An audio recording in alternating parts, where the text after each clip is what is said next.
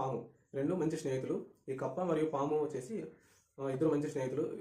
కప్ప నేర్పిస్తుంది పాముకు కప్ప మాదిరి ఎలా శబ్దం చేయాలని నేర్పిస్తుంది. పాము ఎలా బుసలు కొట్టాలనేది కప్పకు నేర్పిస్తుంది. ఇలా ఒకరొకరు శబ్దాలని ఇంటర్చేంజ్ చేసుకుంటారు.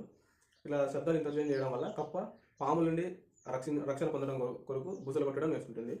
అదే పాము కప్పలను పట్టుకోవడం కోసం కప్పలా అరవడం నేర్చుకుంటుంది. పాము ఎప్పుడైతే నీటిలోకి దిగుతుందో దిగిన వెంటనే కప్పలా అరుస్తుంది. అప్పుడు కప్పలన్నీ కూడా పాము యొక్క దగ్గరికి చేరుతాయి. ఆ కప్పలన్నింటినీ కూడా ఈ పాము ఒకదాని తర్వాత తింటూ ఉంటుంది. ఇట్లా కొన్ని సంవత్సరాల తర్వాత పాము యొక్క పన్నాగం కప్పలన్నిటికీ అర్థమవుతుంది.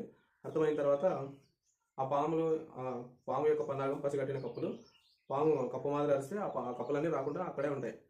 అప్పుడు కప్ప ఏం చేస్తుంది? కప్పు నీళ్ళ దిగిన వెంటనే పాములాగా అరుస్తుంది. పాములాగా బుసలు కొడుతుంది. పాములాగా బుసలు కొడితే పాములన్నీ దూరంగా జరుగుతాయి. కప్పు మాత్రం సేఫ్ జోన్లో ఉంటుంది. కొన్ని రోజుల తర్వాత ఏమైందంటే ఆ పాము బక్క చిక్కిపోయి దానికి ఆహారం లేక అది నీరసంగా ఉంటుంది. ఆ నీరసంగా ఉన్నప్పుడు ఏమవుతుంది?